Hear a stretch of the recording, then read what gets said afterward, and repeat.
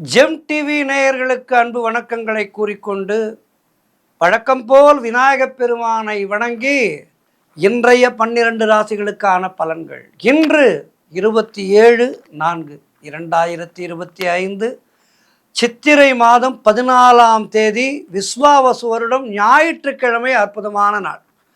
இன்றைய ஆதிக்க கிரகம் சூரிய பகவான்.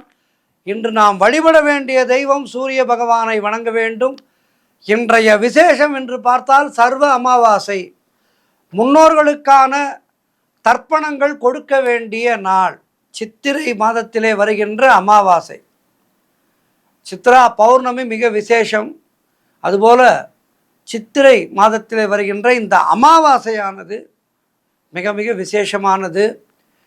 இந்த அமாவாசை நன்னாளிலே நம்முடைய முன்னோர்களுக்கான தர்ப்பணங்களை மிகச் சரியாக செய்து இறையருளை பெறுவோம். நான் முன்பே சொல்லியிருக்கின்றேன் பலமுறை, முன்னோருக்கான தர்ப்பணங்களை சரியாக செய்யாவிட்டால் நமக்கு இறையருள் கிடைக்காது. ஆகவே தர்ப்பணங்களை சரியாக செய்து, நீத்தார் கடன்களை சரியாக செய்து நமக்கான இறையருளை நாம் பெற்றுக்கொள்ள வேண்டும். ஆகவே இன்றைய நாளிலே அமாவாசை, நல்ல தினம், புண்ணிய காலம், தர்ப்பணங்களை செய்ய வேண்டும். இன்றைய ஆதிக்க கிரகம் சூரிய பகவான். இன்று நாம் வழிபட வேண்டிய தெய்வம் சூரிய பகவானை வழிபட வேண்டும். இன்றைய சூரிய உதயம் காலை 5:51 சூரிய அஸ்தமனம் மாலை 6:23 இன்றைய நல்ல நேரம் காலை 7:30 முதல் காலை 8:30 வரை. அதேபோல் மதியம் 3:30 முதல் மாலை 4:30 வரை. இன்றைய ராகு காலம் மாலை 4:30 முதல் மாலை 6 வரை. யமகண்டம் மதியம் 12 முதல் மதியம் 1:30 வரை. குளிகை நேரம் மதியம் 3 முதல் மாலை 4:30 வரை. இன்றைய சுபகோரை குருகோரை நேரம் காலை 11 முதல் மதியம் 12 வரை. இன்றைய நட்சத்திரம் இன்று அதிகாலை 2:41 வரை ரேவதி, அதன் பின்பு அஸ்வினி நட்சத்திரம். இன்றைய திதி இன்று அதிகாலை 3:40 வரை தேய்பிரை சதுர்தசி, அதன் பின்பு சர்வ அமாவாசை. இன்றைய சந்திராட்டம நட்சத்திரம் இன்று அதிகாலை 2:41 வரை பூரம், அதன் பின்பு உத்திரம் நட்சத்திரம். அடுத்து நாம் காண இருப்பது 12 ராசிகளுக்கான இன்றைய பலன்களை. மேஷ ராசி அன்பர்களே, இன்று சந்திரன் உங்கள் ராசியிலேயே இருக்கின்றார். உங்களுடைய ராசி அதிபதி செவ்வாய் ராசிக்கு 4ஆம் இடத்திலே இருக்கின்றார். ஆகவே என்ன நடக்கும்? நினைத்ததெல்லாம் நல்லபடியாக நடக்கும்.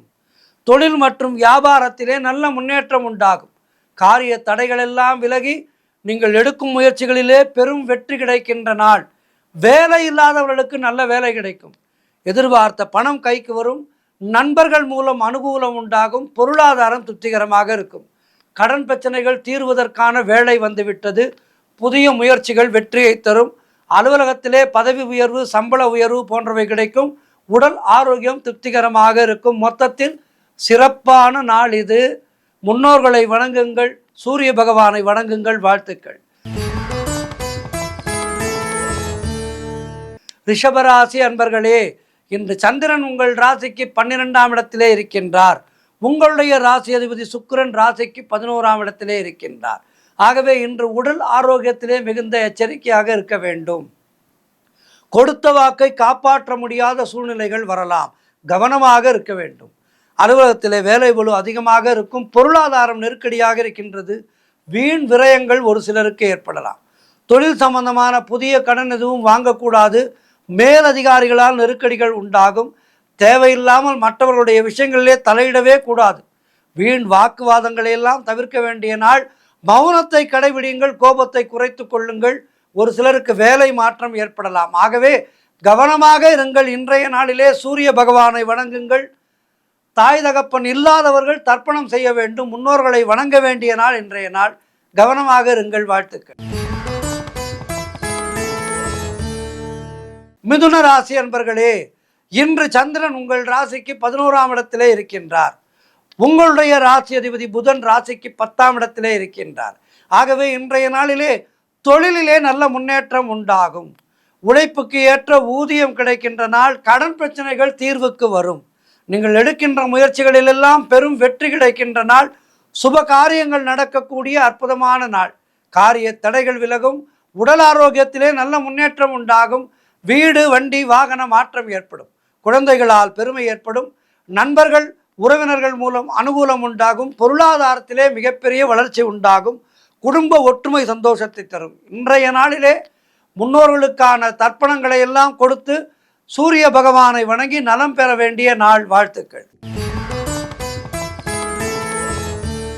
கடக ராசி அன்பர்களே, இன்று சந்திரன் உங்கள் ராசிக்கு 10ஆம் இடத்திலே இருக்கின்றார்.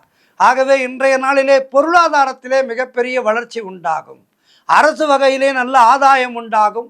உடல் ஆரோக்கியம் சிறப்பாக இருக்கும். காரிய அனுகூலம் உண்டாகும்.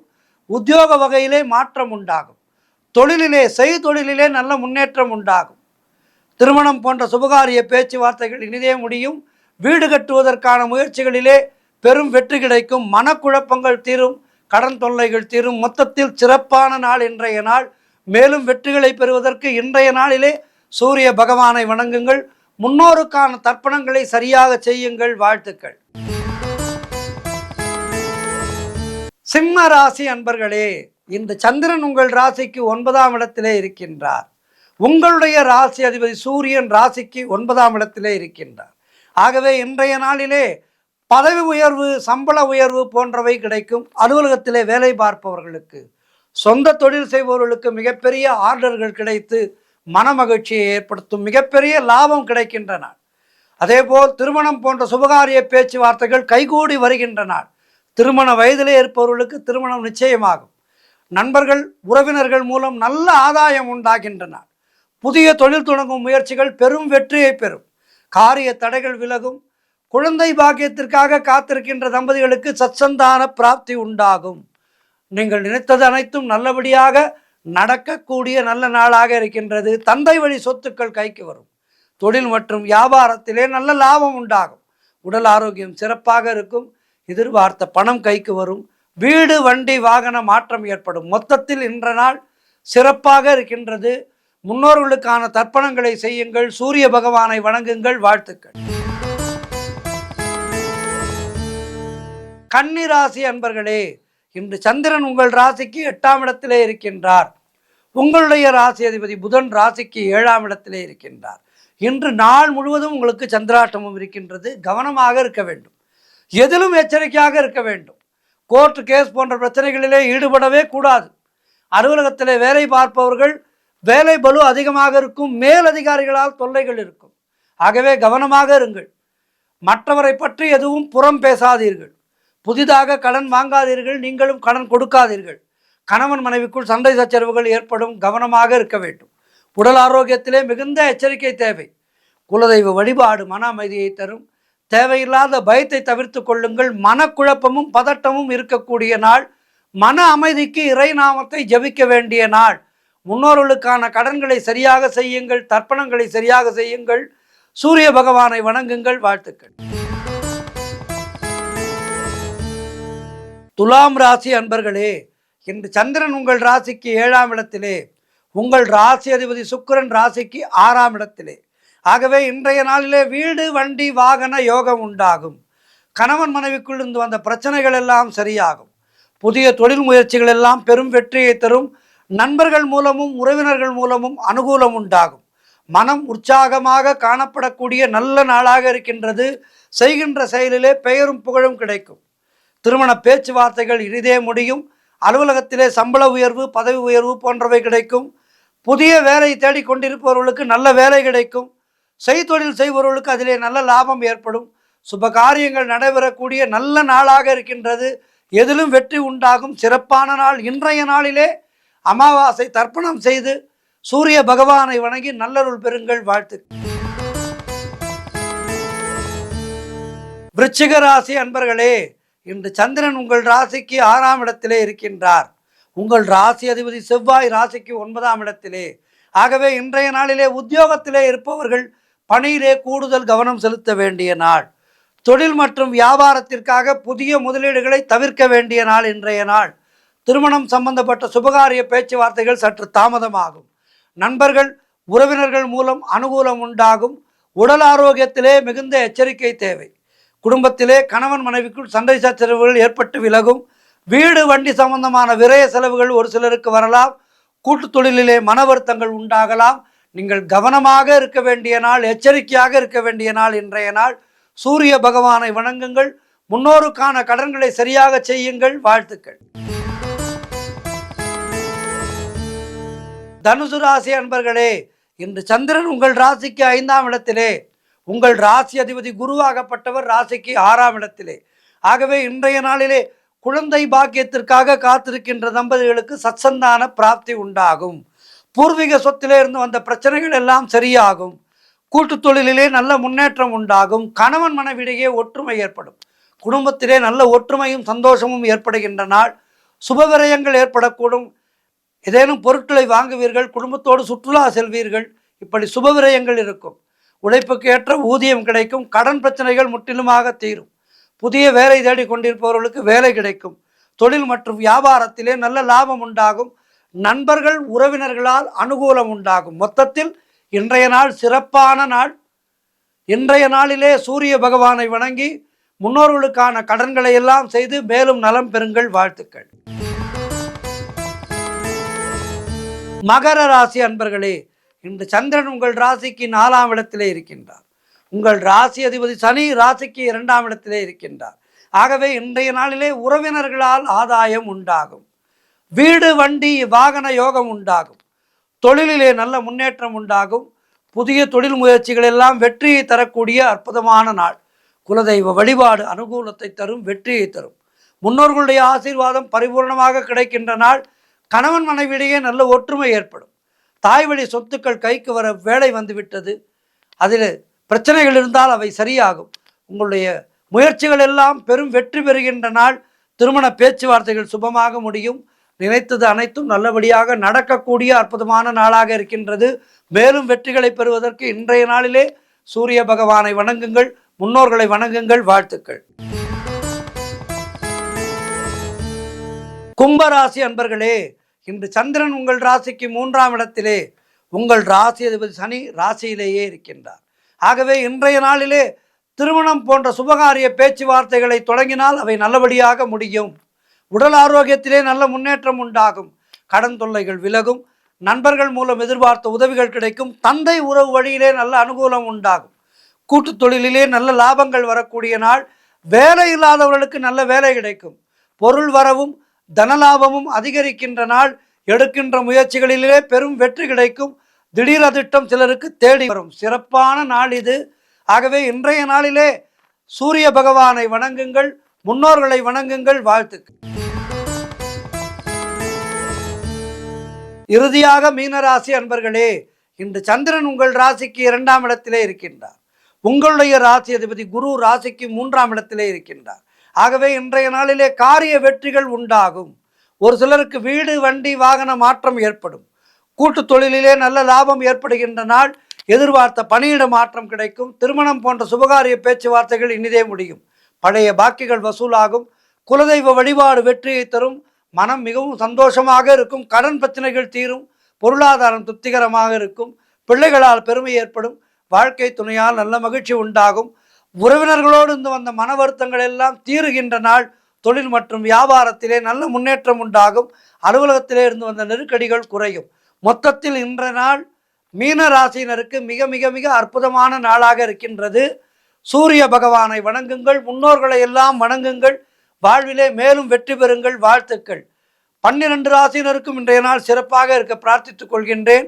அமாவாசை தர்ப்பணத்தை கிரமமாக செய்து முன்னோர்களுடைய ஆசீர்வாதம் பெற்று எல்லோரும் இன்புற்று வாழ பிரார்த்திக்கின்றேன். நன்றி, வணக்கம். இன்றைய ஆன்மீக தகவல்.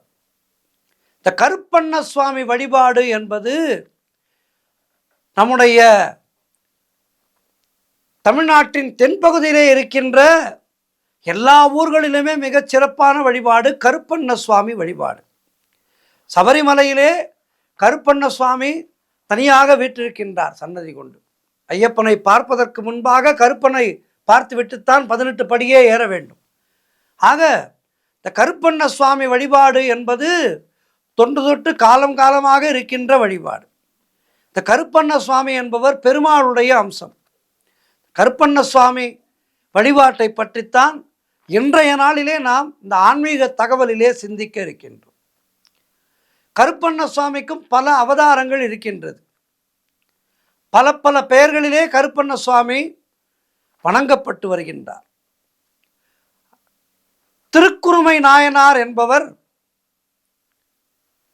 ஒரு மிகச்சிறந்த எளியவராக இருந்தார். அவருக்கு வாழ்வாதாரமானது இந்த குயவு வேலை, மண் வேலை செய்வார். குயவர்.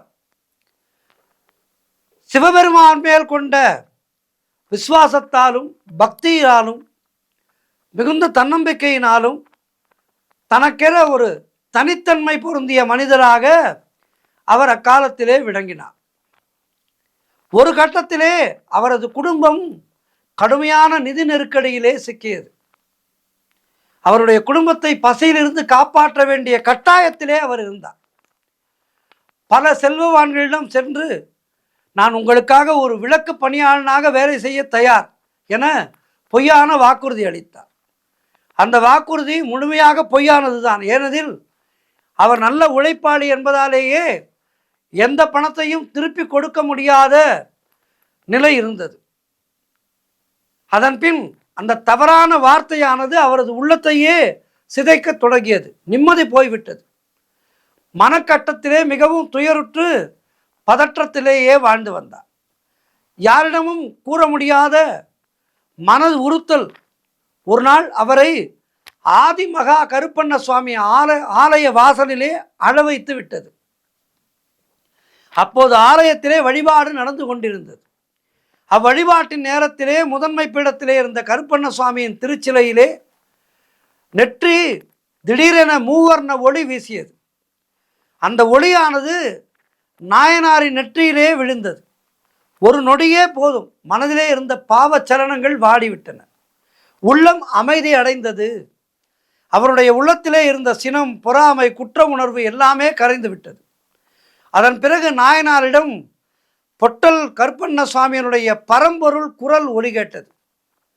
நீ பொய்யை சொன்னாய், ஆனால் அதை உண்மை என்று நம்பி வருந்தியதால் நீ தவறு செய்த மனிதன் அல்ல, உண்மை தேடிய ஆத்மா. உண்மை நிலை புரிந்து கொண்டு அதனை ஒவ்வொரு நாளும் வாழ முனைவதே பாவத்தை விடுவிக்கின்ற உண்மை போக்காகும். ஆகவே அன்று முதல் திருக்குறுமை நாயனார் தன்னுடைய வாழ்க்கையை முழுமையாக மாற்றிக்கொண்டார். அவர் வாக்குறுதிகளை எப்போதுமே சத்தியமாக வைத்தார். குறைந்ததை வைத்து நிறைவாக வாழ்ந்தார். வறுமையிலே இருந்தும் தன்னுடைய மகிழ்ச்சியை கைவிடவில்லை. பிறரிடம் எப்போதும் நேர்மையான வார்த்தை மட்டுமே பேசினார். பலரை மனநடத்தை மாறச் செய்தார். அவர்களுடைய மனமாற்றத்தில் ஏற்படுத்தி அவர்களை நல்வழிப்படுத்தினார். இந்த பொட்டல் கருப்பண்ண சுவாமியின் அருளாலே நாயனார் ஒரு பக்த ரிஷியாகவே உயர்ந்து விட்டார். திருக்குறுமை கிராமத்திலே அவரை உண்மை நாயனார், அதாவது உண்மையை மட்டுமே பேசுபவர் என்று எல்லோராலும் மதிக்கத்தக்க வகையிலே வாழ்க்கையை நடத்தி கொண்டிருந்தார். இந்த பொட்டல் அவதாரத்தினுடைய சிறப்பு என்ன என்று பார்த்தால், பொட்டல் கருப்பண்ண சுவாமி என்பவர் பிறருக்கு தீங்கு விளைவிக்கும் எண்ணங்கள் தோன்றும் முன்பே அந்த எண்ணங்களை அழிக்கும் வல்லமை பெற்றவர். இப்போது நமது மனதிலே ஒரு தீமையான எண்ணம் தோன்றுகின்றது என்று வைத்துக் கொள்வோம். அந்த எண்ணம் தோன்றும் போதே அதனை அழிப்பவர் பொட்டல் கருப்பண்ண சுவாமி. இவரது நெற்றியிலே காணப்படுகின்ற பொட்டல் 3 அருவியான சக்திகளை தரித்தது. முதலாவது அருளோலியம், மனதிலே ஒளிந்து மறைந்துள்ள உண்மையை வெளிச்சத்துக்கு கொண்டு வருவது. இரண்டாவது விரகோலியம், பொய் எண்ணங்களை விரட்டி எடுப்பது. மூன்றாவது தீவோலியம், மனதினுடைய இருளை அடக்கி சுத்த சிந்தனையை நமது மனதுக்குள்ளே வளர்ப்பது. இந்த 3 ஒளிகளுடைய ஆற்றலாகும். இந்த சக்திகளால் பொட்டல் கருப்பண்ண சுவாமி ஒரு மனிதனின் மனதை பார்த்தவுடன் அவர் எந்த விதமான தீமையை எண்ணுகிறாரோ அதை உடனடியாக உணர்ந்து அந்த நொடியிலேயே அவருடைய மனதை தூய்மைப்படுத்தி அவரை நல்ல மனிதராக ஆக்கிவிடுவார். அந்த சுடரொளியானது அந்த நெற்றியிலிருந்து வெளிவரும். திருக்குறுமை நாயனார் வரலாறு என்பது நாம் செய்த பாவத்திற்கே அல்ல, பாவத்தை உணர்ந்து அதிலே இருந்து வெளியேற மனம் தயாராகிவிட்டால் இறைவனுடைய அருள் நமக்கு பரிபூர்ணமாக கிடைக்கும் என்பதற்கு ஒரு சான்றுதான் இந்த வரலாறு. பொய்யும் நேர்மையும் மனசாட்சியினுடைய விளக்கிலே பார்த்தால் உண்மையான உளவழிப்பாக மாறும் என்பதே இந்த வரலாற்றினுடைய உண்மை காரணமாகும். இந்த மனசாட்சியினுடைய ஒளி என்பது பொட்டல் கருப்பண்ண சுவாமியினுடைய திருநாமம் வெறும் புற வழிபாட்டுக்கானது அல்ல. அவர் நமக்குள் ஒளிந்திருக்கின்ற உண்மையை எடுத்து சொல்லும் உள் தெய்வம். நாம் அறியாமலேயே பிறருக்கு தீங்கு விளைவிக்கும் எண்ணங்களை, ஆசைகளை, பொறாமையை உருவாக்குகின்றோம். ஆனால் அவையெல்லாம் நம்மையே தீண்டி நம்மையே சிதைத்துவிடும். ஆகவே இப்படிப்பட்ட சிந்தனைகள் தோன்றும் போதே அதனை அழிப்பதற்கான உபாயத்தை நாம் பெற வேண்டும். ஆகவே இந்த கருப்பண்ண சுவாமி நம்முடைய உள்ளே ஒளிந்திருக்கின்ற நிழல்களை வெளிச்சத்துக்கு கொண்டு வந்து அந்த நிழல்களை, அதாவது பாவ நிழல்களை இல்லாமல் போகச் செய்வார். அவருடைய பாதத்தை தொட்ட மாத்திரத்திலேயே நம்முடைய பாவம் முற்றிலும் அழிந்து போகும். இந்த யுகத்திலே நாம் அனைவரும் வெளிப்படையாக புனிதமாக வாழ விரும்புகின்றோம். ஆனால் உண்மையான சுத்தம் நம்முடைய எண்ணங்களிலே தான் பிறக்க வேண்டும். அதற்காகத்தான் பொட்டல் கருப்பண்ண சுவாமி நமக்குள் ஒரு விழிப்புணர்வாக இருந்து நிலை கொள்கின்றார். நாம் வெளியிலே வேஷம் போடாமல் உண்மையாகவே நல்லவனாக வாழ்வதற்கு பொட்டல் கருப்பண்ண சுவாமி நமக்கு வழிவகை செய்திருவார். ஆகவே இந்த பொட்டல் கருப்பண்ண சுவாமியை அனுதினமும் வணங்கி நம்முடைய நெஞ்சிலே உண்மை, நேர்மை போன்ற சுடரொளிகளை பெருக்கிக் கொள்ள வேண்டும். உண்மையை ஒருபோதும் ஒழிக்க முடியாது. அது பொட்டலின் ஒளியால் எப்போதும் வெளிச்சத்துக்கு வரும். இது அவருடைய அருள். நம்முடைய நம்பிக்கையினுடைய தீயானது நம்மை நல்ல வழியிலே நடக்க வைக்கும். எனவே இந்த பொட்டல் கருப்பண்ண சுவாமி ஏதோ தென்புலத்திலே இருக்கின்ற தெய்வங்கள் எல்லாம் சிறு தெய்வங்கள் என்றெல்லாம் நினைத்து கொள்ளக்கூடாது. அந்த தெய்வங்கள் எல்லாம் அதீத சக்தி வாய்ந்தவை. குறிப்பாக கருப்பண்ண சுவாமி, காத்தவராயன் போன்ற தெய்வங்கள் எல்லாம் சிவபெருமானுடைய, பெருமாளுடைய அம்சங்கள். ஆகவே இந்த தெய்வங்களை எல்லாம் வணங்கி வாழ்க்கையிலே நல்லருள் பெறுவோம். உண்மையாக நேர்மையாக வாழ்ந்து ஆன்மீக நெறியிலே உயர்வோம். நன்றி, வணக்கம்.